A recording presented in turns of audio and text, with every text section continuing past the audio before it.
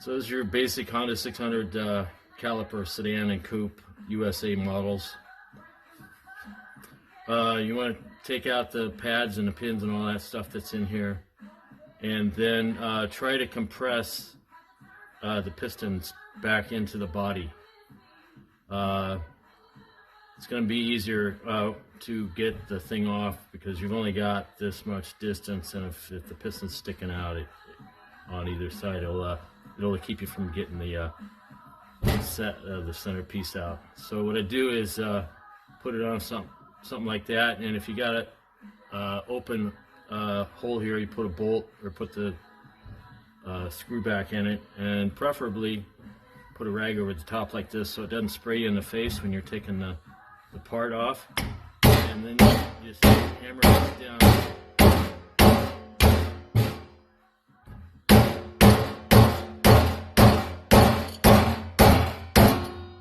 Until it comes off. It'll come off eventually. Try not to break this piece here. They're kind of hard to get. I was going to 3D print some, but I couldn't find a suitable material. So then you get it this far. Then you want to take a screwdriver and pop these out. Normally you need a screwdriver. Get a screwdriver.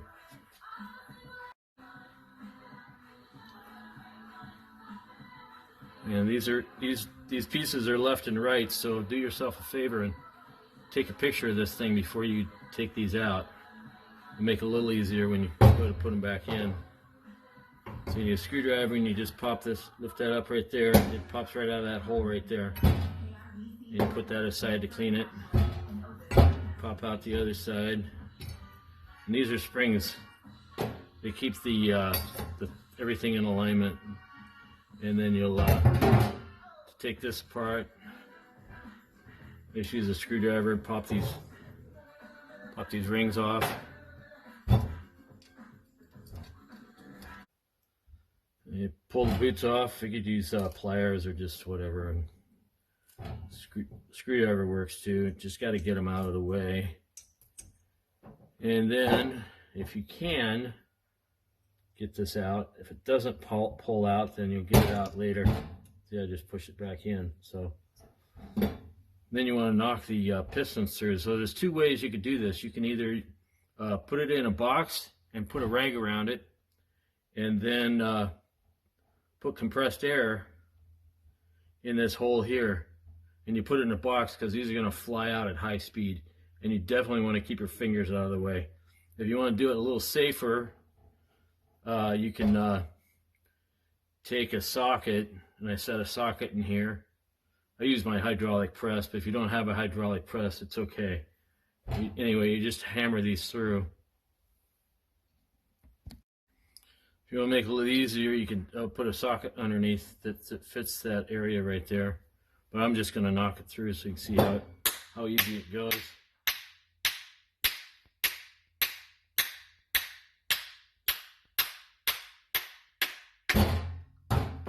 There's one.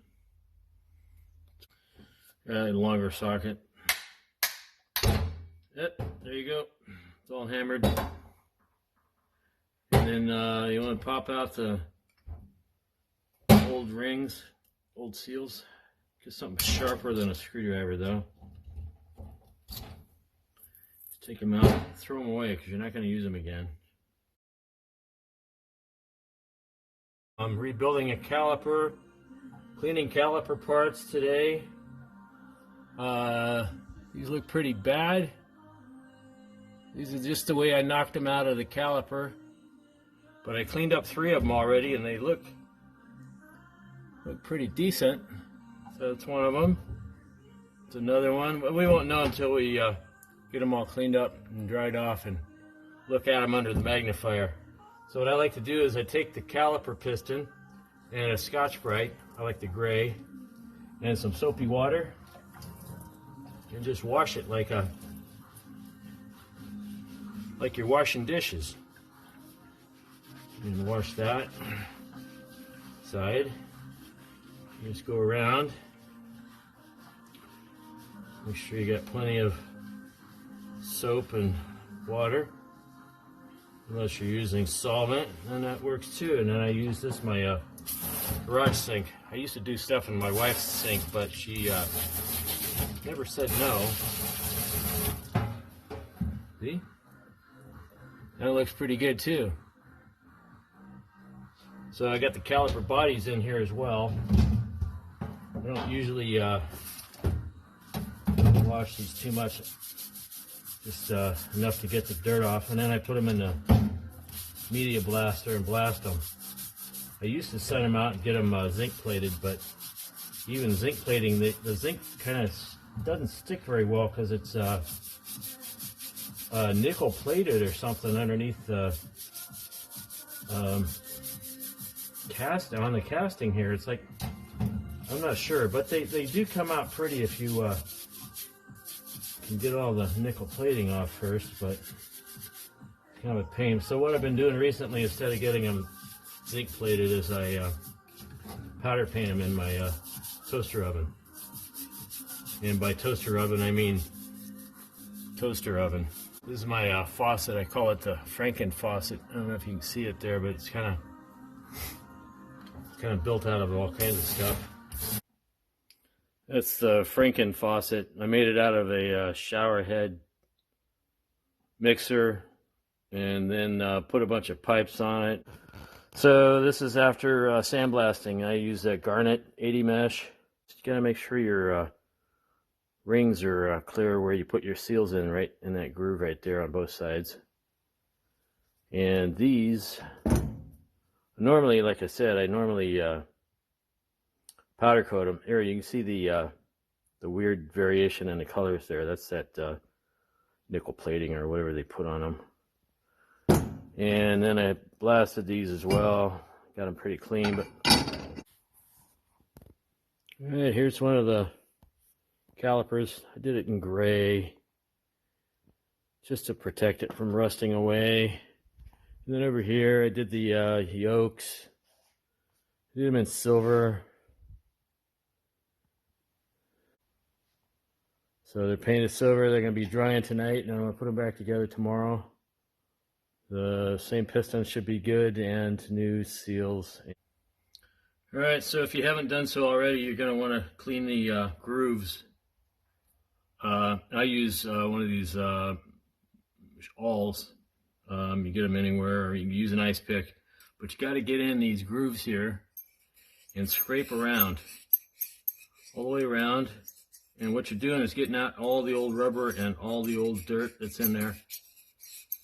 And you do both sides. And then I like to use these. This is a for welders. It's a tip cleaner. You get one at the welding store. It's got all these different sizes, and it goes down small enough sometimes you can even use them for carburetors.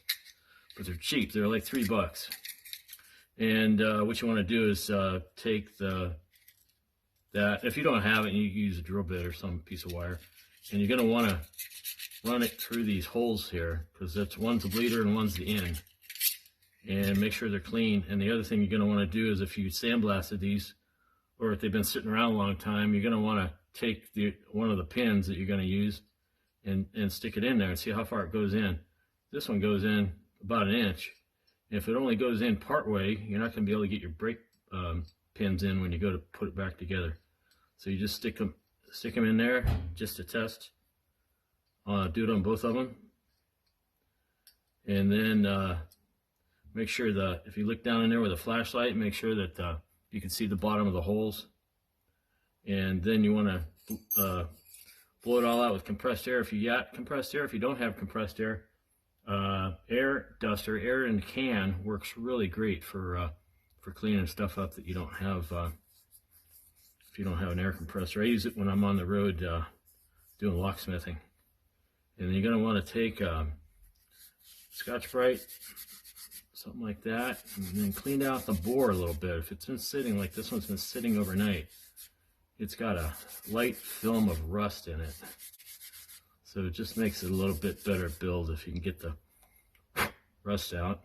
So you can see it's relatively clean in there. And this one doesn't have that many pits in it either. So, all right, so the next thing I do is I get this brake assembly fluid.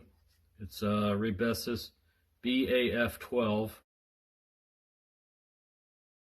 or brake fluid. So what I like to do is pour some in the bore and then in the groove, and then wipe it around my finger in the bore and make sure there's a good coating of it in the groove, because when you put the seal in there, it's going to seal a lot better.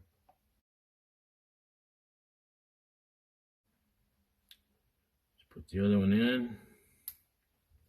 That one popped right in, so that one's good. So I'm going to go sandblast the insides of the pistons so that they're not all rusty like they were. You saw them yesterday. I'll be right back. Yeah, I like to wrap tape around the working faces so they don't get sandblasted. So here's how they look now.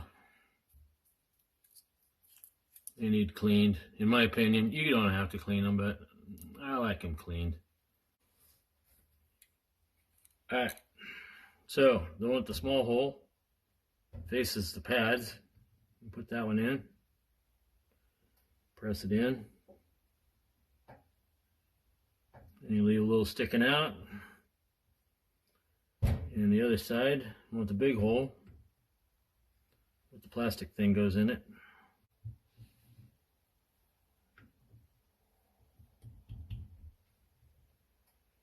Push that in there like that. And put the dust boot on it.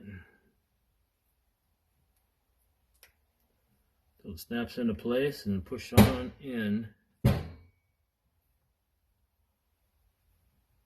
And then the kits come with these circle clips with a bias ring. So you put the snap ring on like that. There you are. That one's in.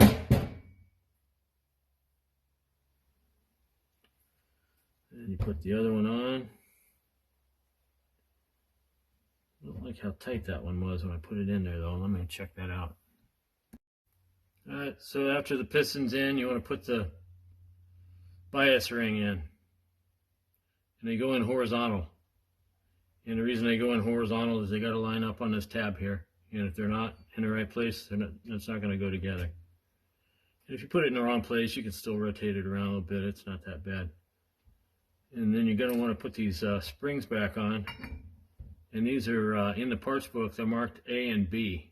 And don't ask me which is which. But they go with the short spring of the leading edge of the short goes down. So anyway, you slide it on there like that. That's one. Put the other one on. You can get it on.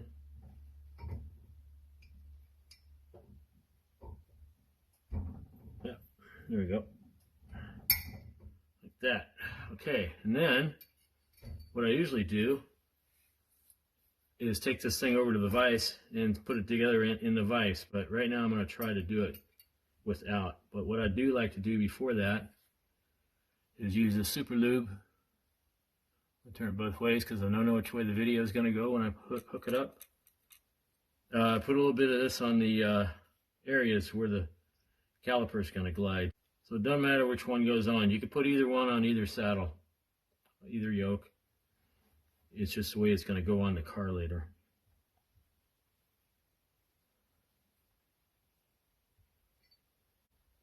Put that on there like that. You set these springs so they're toward the top. You set these springs toward the top. Compress the springs. And it's kind of like magic. And they just slide on there just like that. And you get a little hammer and start tapping it on. You gotta be kind of mindful as to where the plastic deal is on the other side. Had to balance my camera in a cardboard box. Alright, see there's the plastic piece going into the back of the piston.